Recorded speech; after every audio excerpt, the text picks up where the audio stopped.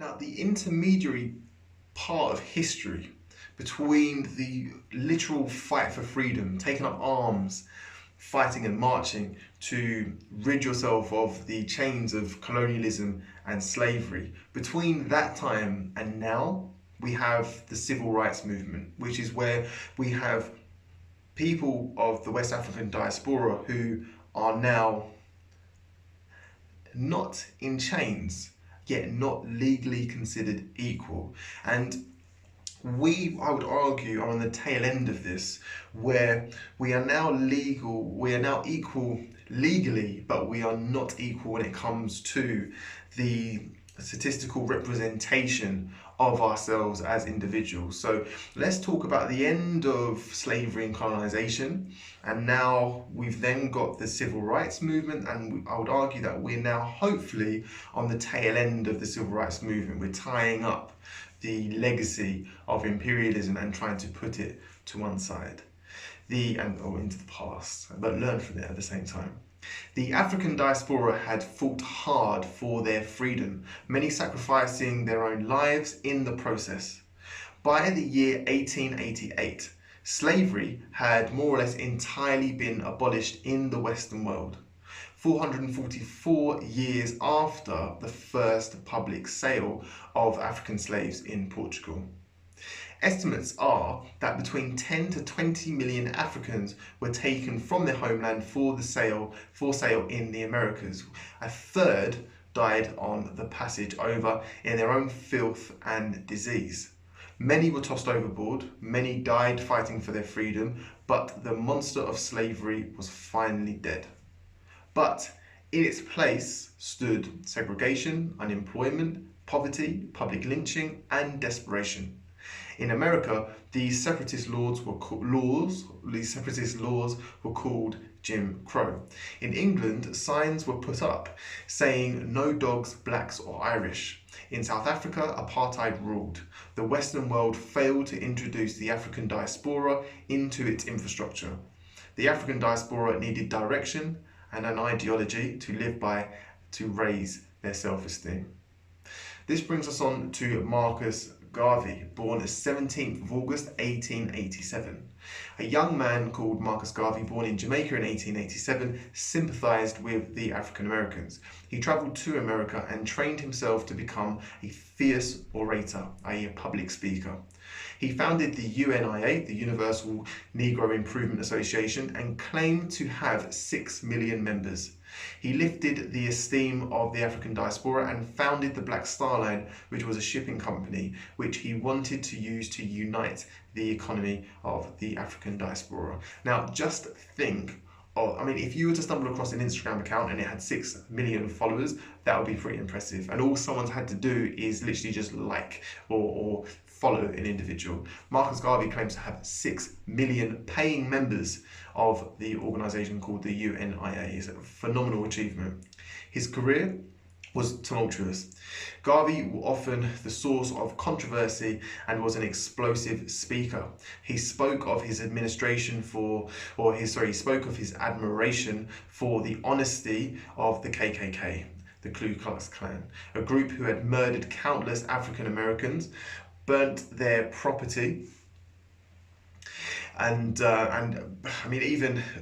there's rumours that the Ku Klux Klan even killed Malcolm X's father, who we'll come on to after. But the KKK is essentially a terrorist organisation in the US that is still around today, whose main premise is essentially white supremacy.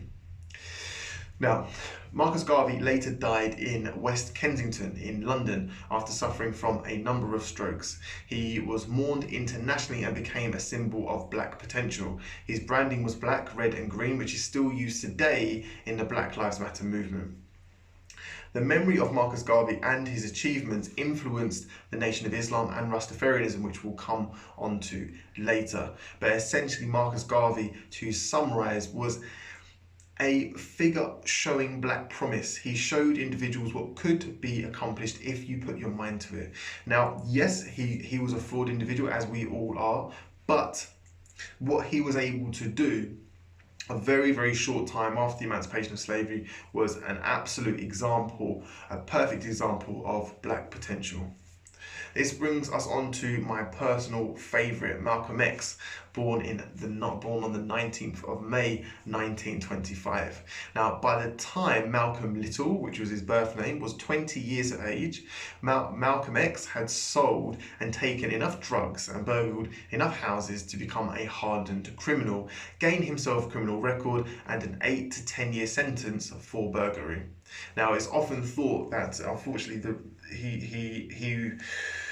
he was given essentially a longer sentence for the reason of him being in association with white women. It is commonly thought of by himself and by journalists around the time and historians that the reason why he was given such a long prison stint or prison sentence was because he was in association with white women at the time, which was frowned upon by European Americans. By the end of his life, at the age of 39, Malcolm X was one of the most recognisable faces on the planet. Between Mr. Muhammad's teachings, my correspondence, my visitors, and my reading of books, months passed without even thinking about being imprisoned. In fact, up to then, I had never been so truly free in my life. This was written by Malcolm X, speaking about his time in prison, which he used to reflect and to raise his esteem and to learn about himself as a person of African descent.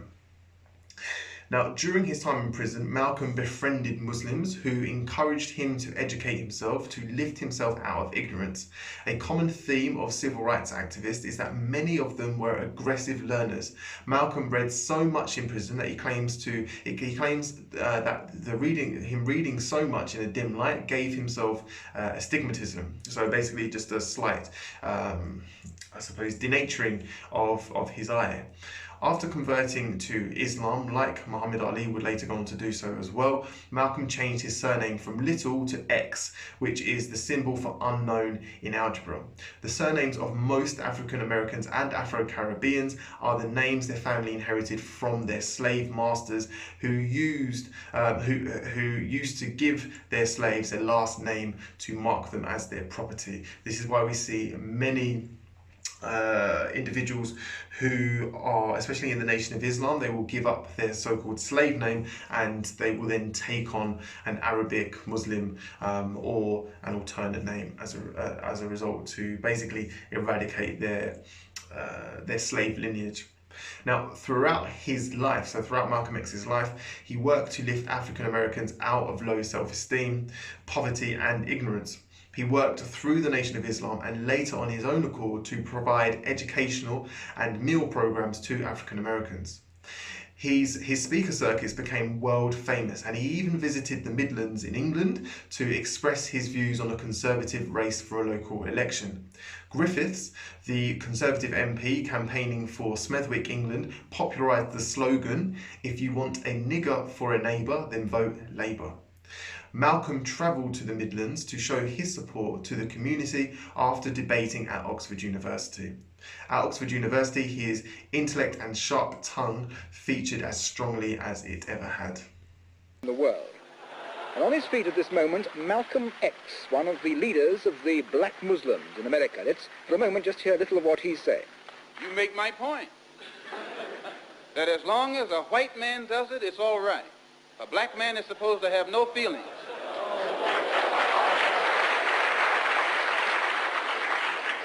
But when a black man strikes back, he's an extremist. He's supposed to sit passively and have no feelings, be nonviolent, and love his enemy. No matter what kind of attack, be it verbal or otherwise, he's supposed to take it.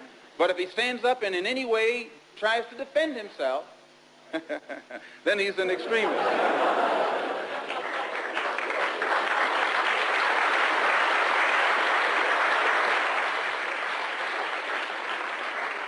No, I think that the day that the black man takes an uncompromising step and realizes that he's within his rights, when his own freedom is being jeopardized, to use any means necessary to bring about his freedom or put a halt to that injustice, I don't think he'll be by himself.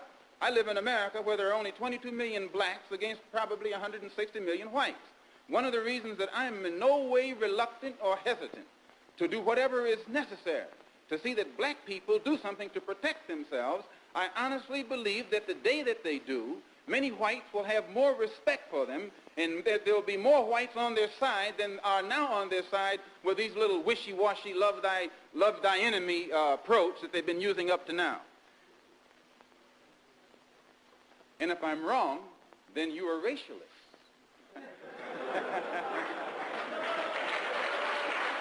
Anytime you live in a society supposedly based upon law, and it doesn't enforce its own law because the color of a man's skin happens to be wrong, then I say those people are justified to resort to any means necessary to bring about justice where the government can't give them justice.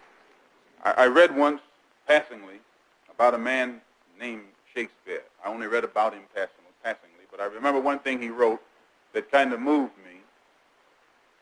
He put it in the mouth of Hamlet, I think it was, who said, "To be or not to be." He was in doubt about something.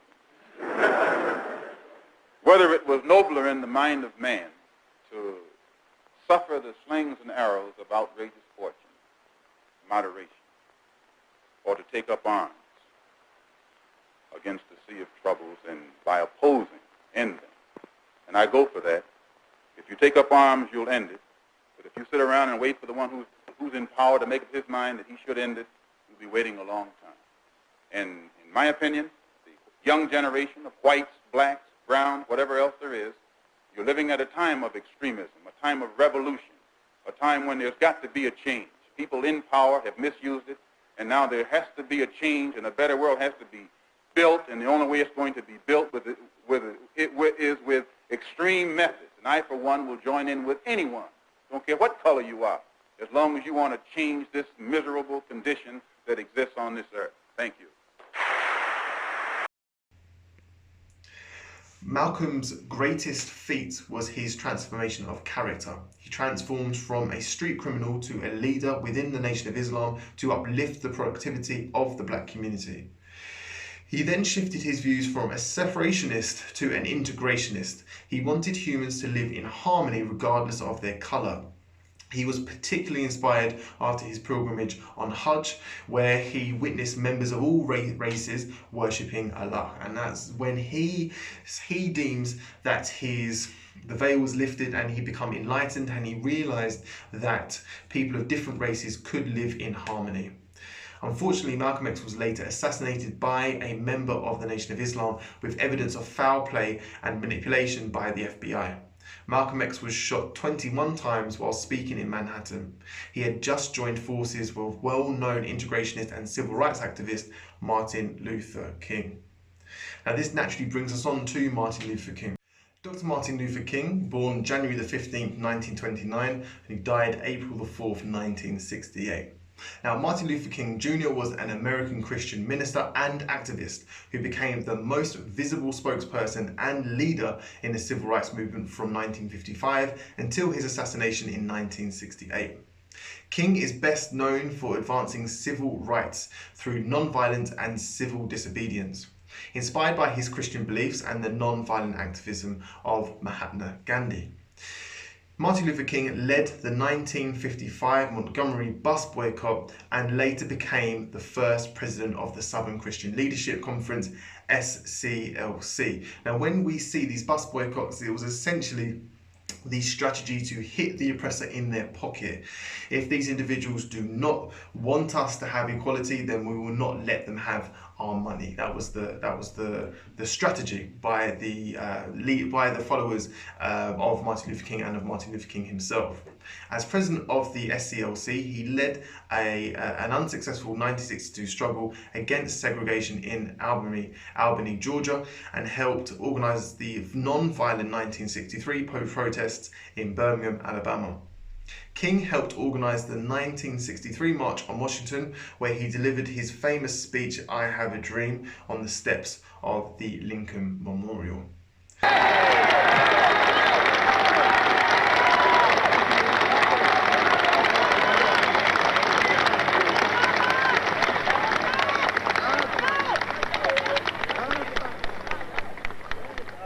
I am happy to join with you today in what will go down in history as the greatest demonstration for freedom in the history of our nation.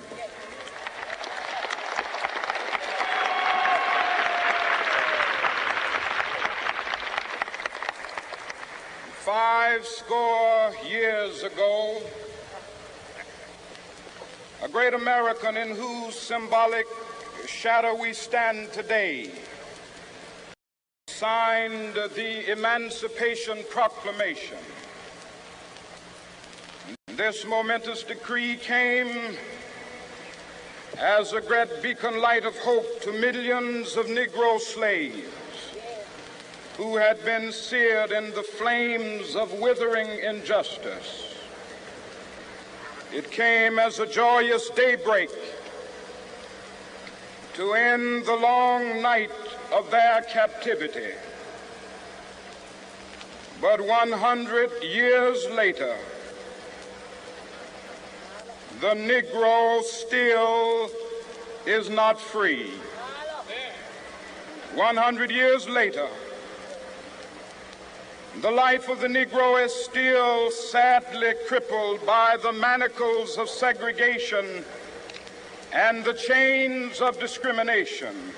100 years later, the Negro lives on a lonely island of poverty in the midst of a vast ocean of material prosperity. This nation will rise up and live out the true meaning of its creed. We hold these truths to be self-evident, that all men are created equal.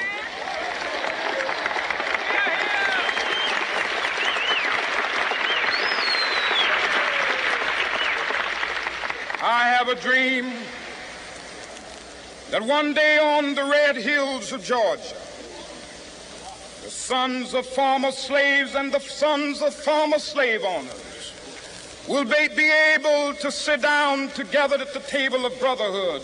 I have a dream that one day,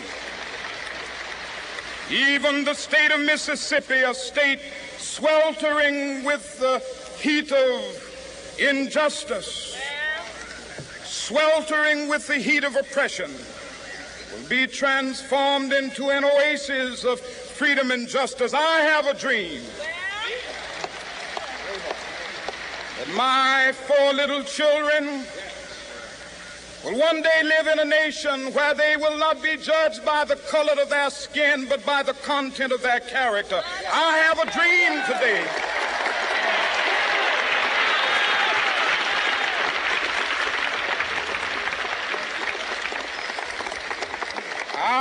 a dream that one day down in Alabama, with its vicious racists, with its governor having his lips dripping with the words of interposition and nullification, one day right there in Alabama, little black boys and black girls will be able to join hands with little white boys and white girls as sisters and brothers. I have a dream today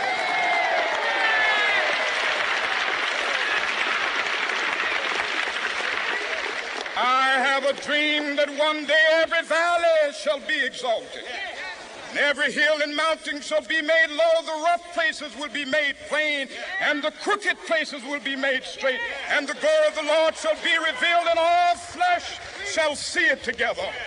This is our hope. This is a faith that I go back to the South with. With this faith, we will be able to hew out of the mountain of despair a stone of hope.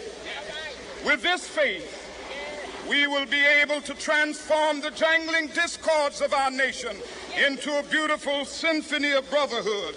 With this faith, we will be able to work together, to pray together, to struggle together, to go to jail together, to stand up for freedom together, knowing that we will be free one day.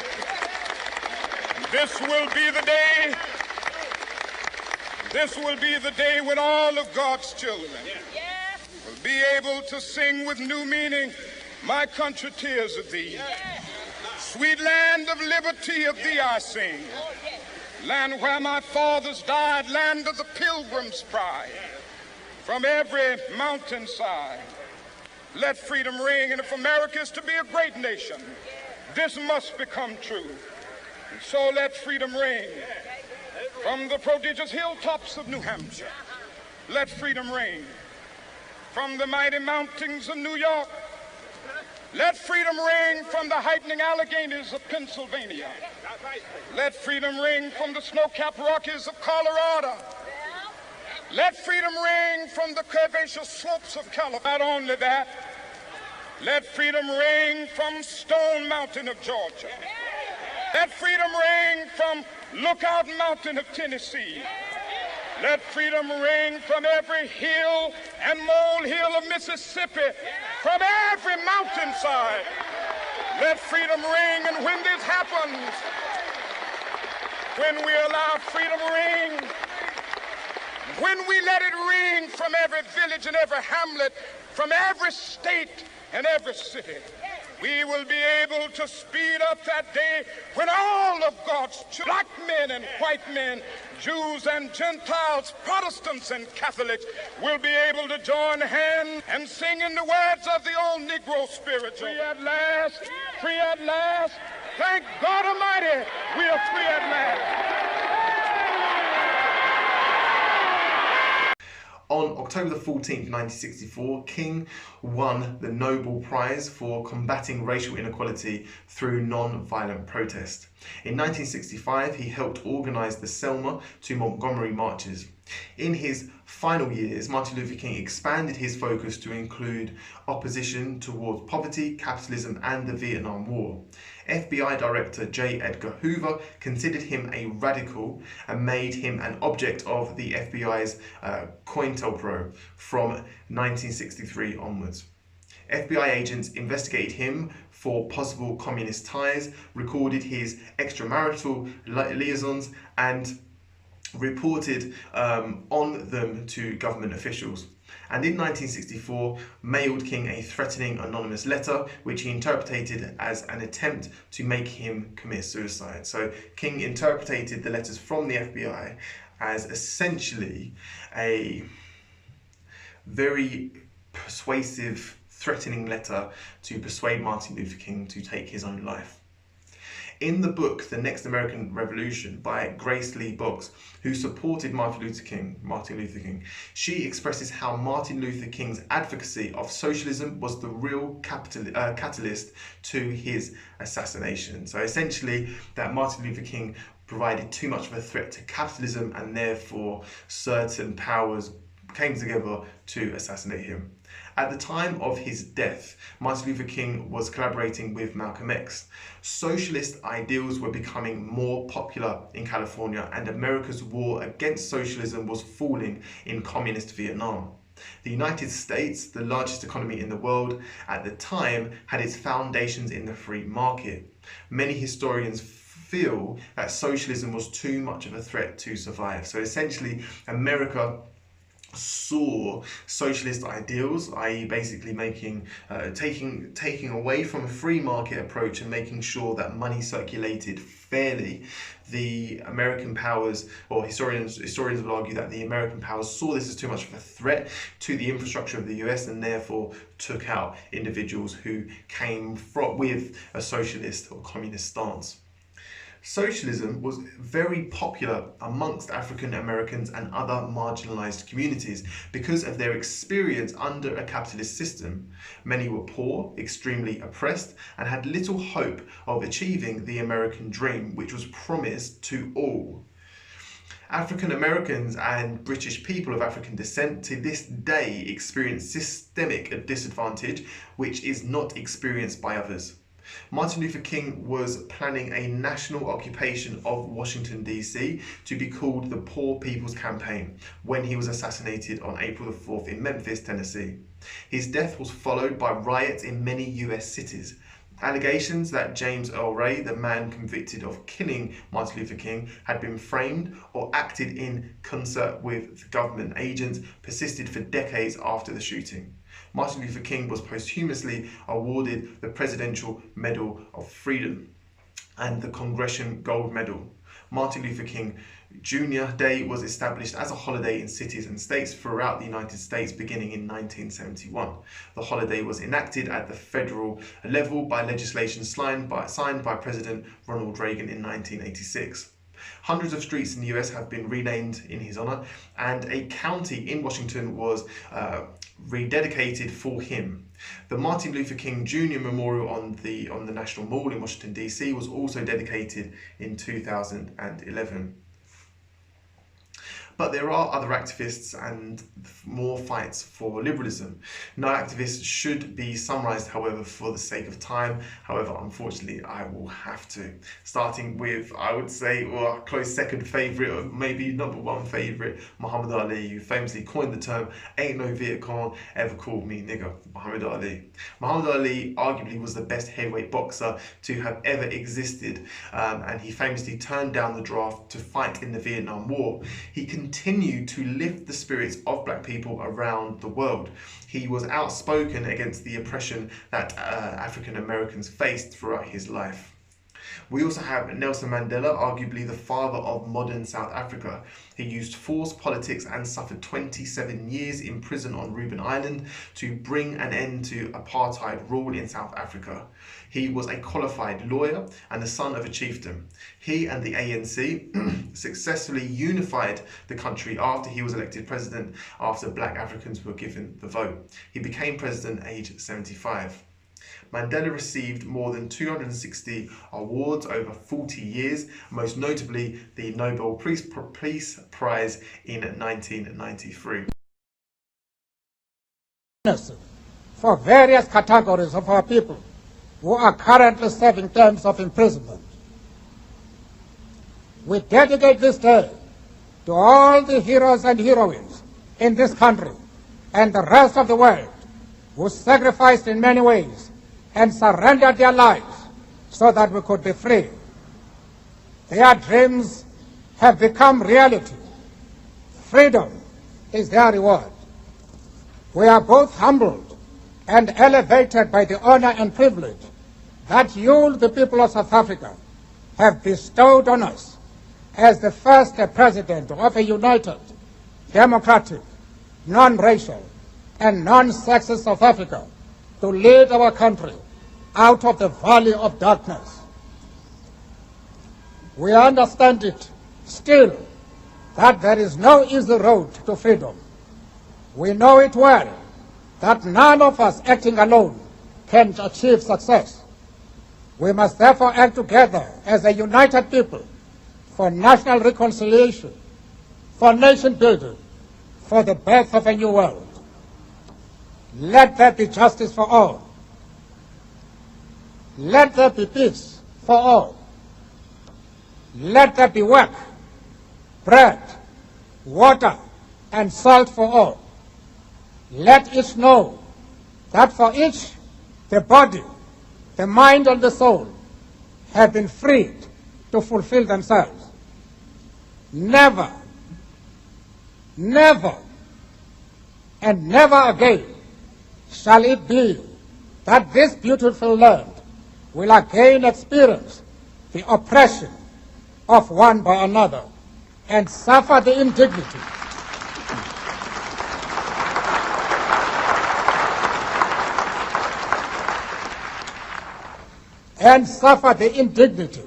of being the skunk of the world. The sun shall never set on so glorious a human achievement. Let freedom reign. God bless Africa. I thank you. This also brings us on to the Black Panther Party, originally set up to police the police. The Black Panther Party worked to end police brutality by exercising their right to bear arms and follow the police. If the police acted unlawfully, they would stand at a safe distance and recite legal rights of the victim in earshot of the police and of the victim. They aimed to intimidate the police legally, intellectually, and physically. They also raised money to create breakfast clubs in the local communities. They had strong socialist ideologies, which once again threatened the economic structure of America. Key members were Huey Newton, Freddie Hampton and Angela Davis. Unfortunately, the party fell victim to the US government, who allegedly framed party members, as well as an internal breakdown of the party structure. Now, this now brings us on to, I suppose, something more Brit or Anglo-centric, something more central to English history and the history of the interaction between Britain, England and the so-called Commonwealth, the Windrush. The Windrush was the name of the ship which took Caribbean migrants to the UK. The Caribbean had been a huge source of wealth for the UK. Revenue from slave labour was the largest contributor to gross domestic product during the reign of the British Empire. Essentially, slave labour built the great British cities that we now enjoy today. The infrastructure that we have in Britain, the position of Britain as the 7th biggest economy in the world at this time, is built on slave labour and indentured servitude from the Commonwealth. After World War II, due to heavy financial losses, a death toll in excess of 420,000, many of these individuals who had died fighting were working men, and huge damage to infrastructure. Britain then sent news to the Commonwealth, i.e. America, Canada and Australia, the West Indies and India and Australia. And they were basically saying to these countries and to the inhabitants of these countries that the mother country was accepting larger quantities of migrants to help to rebuild. The British authorities and the public expected those of English descent, i.e. of American, Canadian and Australian descent, those who were living in America, Canada and Australia, but those who were of English descent, to flock to their aid. Instead of the Canadians, Australians and Americans coming, those from the Commonwealth and India were the first to answer the call for the service to serve the country and rebuild the country after the damage it unfortunately took during World War II. There was public uproar. The public were demanding that the ships be returned to the Caribbean even before they had docked in Tilbury, Essex.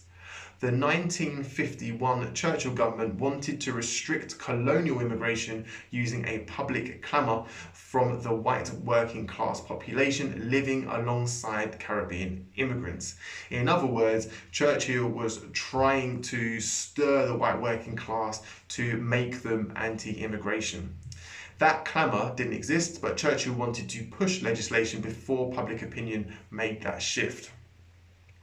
Clement Attlee, the Labour Prime Minister, proposed having the ship diverted to East Africa so that migrants would be given work on a groundnut farming project. So these individuals had left their homeland, so the Caribbean, to work in England, and Clement Attlee, the Labour Prime Minister, proposed having the ship diverted to a country to a continent that these individuals had never been to so they can work on groundnut farming projects. I quote, they have every legal right to work here, but they were needed by businesses and the NHS, but they were the wrong colour, says Olusoga in Black British. There was a belief that black or brown people could never be British. That led to laws designed to discriminate on the basis of race, he also says. This is despite more soldiers of Indian, African and Caribbean descent fighting on behalf of Britain in World War II than the British themselves. The British forces in World War II numbered 2.9 million. India provided 2.5 million soldiers. The Caribbean, 16,000. Africa, as a total aid to the Allied forces, provided 600,000 soldiers. We can have devastating effects on a country's economy. That war can have devastating effects on a country's economy. In 1919, this is after World War I, race riots broke out due to the economic tension left after World War I. Liverpudlians, i.e. those individuals from Liverpool, ran in Liverpool, racial tensions had previously peaked after World War I. Charles Wotton, trying to escape the violence after these Liverpudlians had created essentially a race riot, Charles Wotton, trying to escape the violence, was chased half a mile down the road and forced into the Docklands water, where he was pelted with stones, where he drowned. So essentially the story is that the Liverpudlians were upset after World War I because of the economy had basically taken a hit. Then there weren't as many jobs. Always be careful and always be attuned. When there is an economic downturn, a lot of the time individuals want a scapegoat. That scapegoat is often immigrants, and it was no different in 1919 in Liverpool. The Liverpudlians created a race riot, and they started to hunt down and seriously hurt or kill people of African descent living in Liverpool at that time. One individual was Charles Wootton. They chased him, I think it was to the River Merseyside. He then, I think he was pushed into the water. He was trying to climb to safety. A police officer was about to grab his hand, and the police officer reports seeing a rock hit his head, which was thrown by one of the Liverpudlians, where he then drowned and sunk to his death. Racial violence towards black people of African and Caribbean heritage continued thereafter. A fire occurred during a party at a house in New Cross, southeast London, in the early hours of Sunday, the 18th, 1981. The blaze killed 13 young black people aged between 13 and 22, and one survivor committed suicide 2 years later. The cause of the fire was suspected to be arsonery. There had been countless threatening letters sent to this address and other addresses of individuals of African and Afro-Caribbean descent previously, and there was it was highly suspicious that the person who committed this crime, this arsonery, because the fire did occur from inside the house, was motivated by racial reasons. Racial tensions between the black community and the National Front at the time were already mounting. 20,000 people marched in protest after, with slogans such as "Blood run if justice no come." One slogan read, "Dame Jill Knight set the fire alight," which was an apparent reference to a controversial speech by Dame Jill Knight, a right-wing member of the ruling Conservative Party, which was widely interpreted as condoning or even encouraging direct action against noisy parties. The march was overwhelmingly peaceful, but the Sun newspaper reported it with the headline, "The Day the Blacks Ran Riot in London." So we're seeing a huge discrepancy in what happened, i.e. peaceful protest, and these individuals being classed as essentially being rioters, even though they've just lost 13 young people from their community, and they're marching peacefully, which is like I don't know, it takes a lot of self-control in itself. Even though they were peaceful, the Sun newspaper still printed the headline, "The Day the Blacks Ran Riot in London." The wake of the New Cross fire and invasive stop and search measures used by the police later led to the Brixton riots shortly after. So after this period of time with huge racial tensions and invasive stop and search, the individuals of Brixton had enough, and they started to riot. Lord Scarman led the inquiry into the riots and concluded that the police had failed in their attempt to gain consent from the community to police them. Now, here in Britain, the police work on a basis of consent.